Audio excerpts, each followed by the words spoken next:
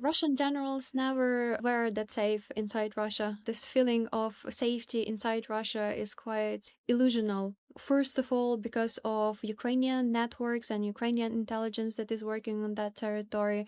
But we do believe that Russians are more scared their own forces and their own enemies inside the countries. Now we see quite a increase of the tension inside Russia.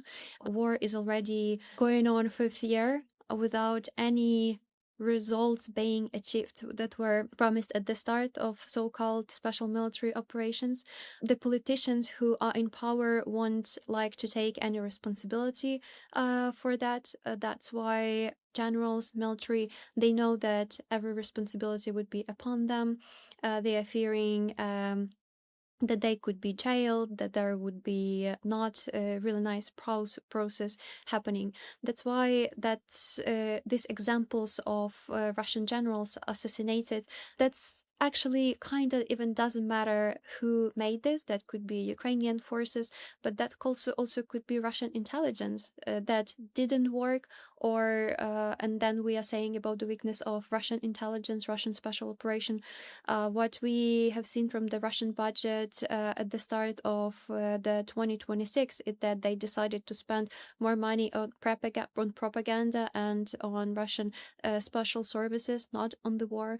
That's why this thing that we are saying with Russian generals, that is something that was created basically by this increasement of the tension inside Russian Federation. So before the start of the full-scale invasion, there was around 40 Russian ships in Crimea. So we remember that still in 2014, they started all this campaign with annexation of the peninsula, basically to have entire control under the Crimea, which they supposed to give the control under the Black Sea and Mediterranean Sea as well. So only after they took over the Crimea, they were able to start their campaign in Syria as well, and be able to do the intelligence over the NATO ports in Romania and in Turkey, for example. Right now, what we see is that right now Russian position is in Crimea even weaker than it was before 2014. So Ukraine managed to achieve these results quite steadily, like slowly but steadily, in a sense that we didn't had this amount of ships. We didn't had that capabilities that Russians had in Black Sea. But Ukraine decided to go with the way of development of cheap drones technologies that we have seen already showed the results in Frontline as well. But development of the sea drones, we basically were managed to achieve the result of kind of forcing Russians to move their fleet not only from Crimea, but also from Black Sea entirely, because a lot of their ships that were platforms for guided missiles, for example, they also moved to the Baltic Sea. The story with sea drones started quite simply. That was just fishing boats that where they put the Starlings, which they sent to Crimea area basically to do the intelligence.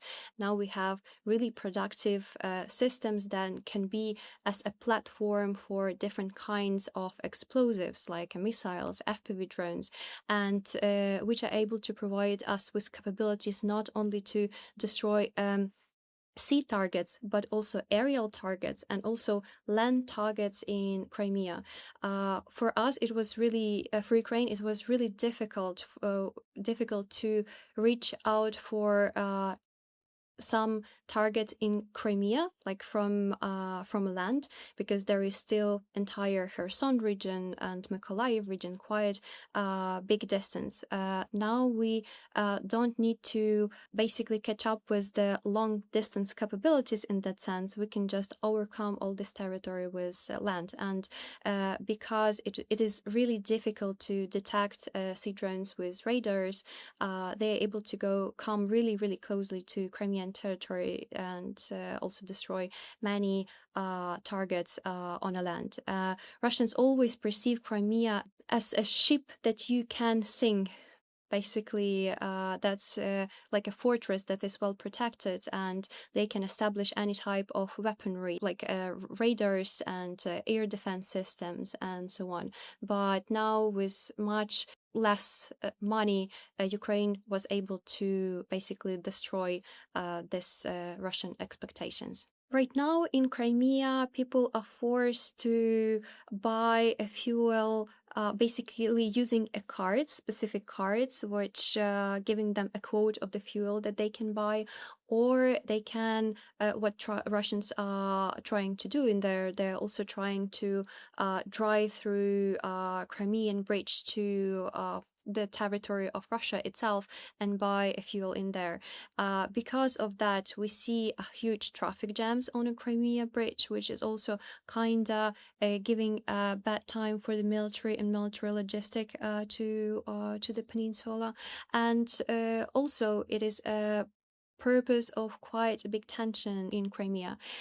In general, it is not only the result of Ukrainian campaign aimed to destroy Russian oil refineries and in general oil infrastructure.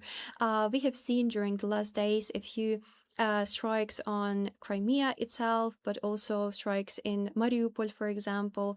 Now what Ukraine is trying to do is take under the control the logistic routes of Russian Federation, which are able to provide Crimea, and this is kind of accumulation of joint efforts on a different directions, on the strategic directions with Ukrainian deep strikes, but also tactical also efforts on a tactical level was basically taking under the control Russian logistic.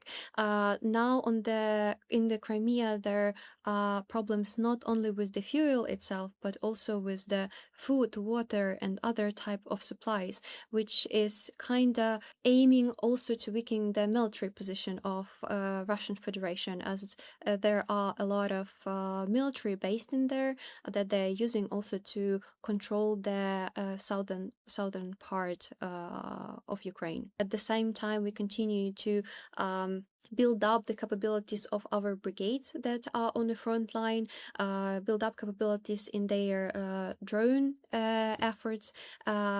Their main task on that level is to suck the most of Russian resources as possible. Last year, for every square occupied kilometers of Ukrainian territories, Russian paid the price of 70 Russian soldiers in killed and wounded. Right now, this price is 170 soldiers, which almost 2.5 times higher than the last year.